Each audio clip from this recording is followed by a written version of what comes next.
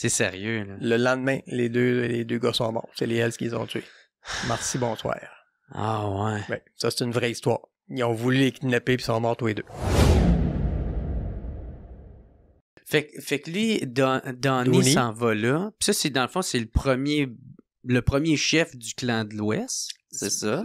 La gang il est de apparu l'Ouest. là, le gang de l'Ouest. Ouais, c'est Fait que, ça. Ah, c'est ça, ça s'est c'est formé, ça. là. Ouais. OK. Fait que c'est ça. Puis lui, il réussit à créer le contact. Puis ça ressemblait à quoi? Être un boss de... Tu sais, il a dû faire de la grosse argent, là. Tu sais, tu dis là, que c'est de l'importation massive. Là, Mon chum que j'étais assis à côté Ouais. m'a dit, et ça est répété partout, tout le monde le sait, si tu sortais de prison, à partir, lui, mettons, il a commencé en 75, puis la grosse argent est rentrée de 78 jusqu'à 84, mettons, il est mort en 84. Et toutes ces époques-là, lui, il avait des contacts dans la police, des contacts dans des prisons, puis tout ça, parce qu'il était devenu le plus gros. Il finançait tout.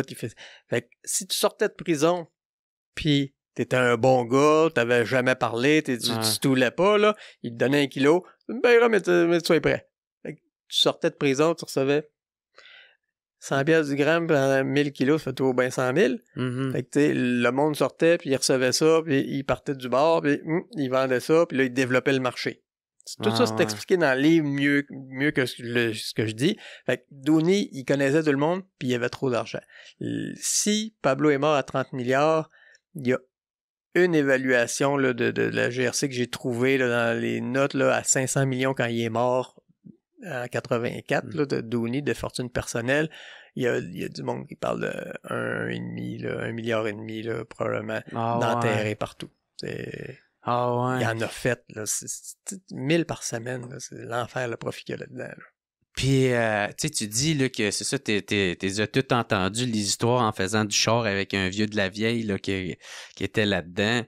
Ça ressemble à quoi la vie de ces gars-là quand ils ont des milliards? Ben, Dooney, curieusement, il est mort jeune. Il a jamais été flasheux. Il avait son bar, il avait ses affaires. Il y avait du fun dans la vie parce qu'il y avait trop d'argent. À un moment donné, là, tu fais juste. Mais c'était pas le gros dépenseur, pas de Ferrari, pas de une grosse maison dans l'ouest de la ville, sur le bord de l'eau, des choses comme ça pour sa famille, mais pas plus. C'était pas des gros flasheux. Puis il y avait l'obligation, en quelque part, il y avait son bar, puis tout ça, puis tout le monde venait le voir. Fait que lui, sa vie, c'était, tu te lèves, t'en vas au bar, le monde te jase, te compte les affaires. Il a financé tous les criminels venaient se faire financer là. Si t'avais besoin d'un gros machine gun pour faire un truc de la Brinks, ben, lui, il l'avait. Si t'avais besoin de quelque chose, il y a des notes de la GRC qui disent qu'il aurait financé l'IRA. L'IRA, ouais. Pendant, ça, c'est ceux qui veulent que l'Irlande se sépare. Ça sépare. L'indépendance de l'Irlande, ouais, c'est ça. Irish Republican Army. Ouais. Puis, fait que, il aurait financé ça à certains moments. Mais c'était pas un flasheux, c'était pas un gars qui était toujours dans un avion, c'était pas comme aujourd'hui, là, les milliardaires d'aujourd'hui, mais c'est des milliardaires de business, d'affaires, fait qu'ils se payent du luxe. Il n'aurait pas été sur Instagram. Non, je ne penserais pas. Moi non plus, pas de Facebook, pas de rien, mais... Fait que lui, c'était ça, c'était plus de s'occuper de son monde. Il a pas eu le temps de... J'ai connu d'autres gars comme ça, là, extrêmement riches, mais qui savent même pas qu'ils sont riches. T'sais, la business vie, puis tout ça, puis tu prends ton argent, tu l'enterres, puis tout ça, mais t'as tes choses à faire à tous les jours, fait que tu vis pas en gars riche, mais tu t'occupes de ta famille, tu t'occupes de tes enfants, tu t'occupes... y a-t-il encore des sacs, des poches de cash qui doivent être enterrés? Puis... Pas impossible. Pas impossible. Ouais. Oh, ouais, moi, je sais que quand j'étais dans ces années-là, des années 90, moi, j'étais un receleur, puis je fume pas, je bois pas, je consomme pas. Fait que, présente-moi un problème, moi, je suis un entrepreneur. Je vais trouver la solution. Un entrepreneur, ça trouve les solutions quand il y a un problème. Je fais tout seul, la production du livre, je fais tout seul, puis je découvre comment ça marche, puis ça avance. Fait que, le monde me venait me voir, fait que je m'en suis fait offrir dans les années 95, 16, 17. Fait que, qui aurait trouvé des poches de... on sait pas d'où ça vient, mais de l'argent mouillé, de l'argent humide, de l'argent moisi. C'est le papier monnaie, c'est du coton. sais. Fait que Dans ce temps-là. C'est ça. Fait que, oui, dans ce temps-là, maintenant, c'est du plastique. Mais dans ce temps-là, c'est du coton. Fallait que ça dure longtemps. Fallait pas que ce soit du papier. Fait que ça pourrissait, ça moisissait. Il y avait toujours moyen de soit les passer dans les dépanneurs, soit de les ramener à la banque. Mais là, ça prend tes pièces d'identité, tes affaires. Mais la banque va toujours reprendre un billet qui, si tu as le numéro de série, elle va te le reprendre. Ah ouais. J'avais découvert ça. OK. Puis là, c'est ça, fait que... OK, fait que c'était du monde quand même calme, tu sais, eux autres, le premier boss dans ce temps-là. Puis tu dis que, oui, il s'est fait kidnapper ses enfants, ce gars-là. Je sais pas l'histoire complète. Ouais. Ils ont fait le projet de... C'est deux Hells qui devaient de l'argent. Mais ils savaient pas c'était qui. Puis dans le temps, les Hells devaient pas être si gros que ça, j'imagine. Gros, pas gros, tu te penses toujours gros. Okay. Les Hells travaillent sur la violence. C'est toujours l'intimidation, la violence, et ça dure jamais. Mais eux autres, là, puis ils sniffaient plus, puis s'ils étaient restés longtemps vivants, ben ils se seraient fait mettre dehors par le propre Hells parce que c'était des trous de cul, là, tu sais. T'as une vache à lait de vendre la drogue, mais t'en prends plus que t'en vends, puis tu viens en dessous. Ouais. C'est dur de venir en dessous quand t'as le profit. C'est ça, t'es pas bon pour les affaires. C'est ça. Fait que ces deux gars-là, ils ont dit, on va kidnapper les enfants, on va dire qu'on va se proposer pour les retrouver, pour trouver les gars qui ont fait ça, puis il va nous effacer notre dette. Mais lui, il n'a entendu parler du projet. Je sais pas s'ils se sont fait kidnapper, j'ai jamais trouvé la fin, mais ils sont pas restés vivants, ils sont morts le lendemain. Ah ouais? Oui.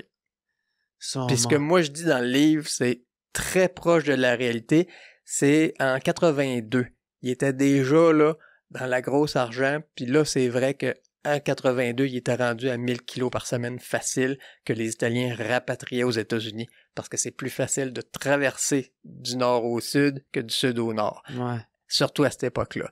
Fait que, à ce moment-là, il était au top des tops des tops des tops.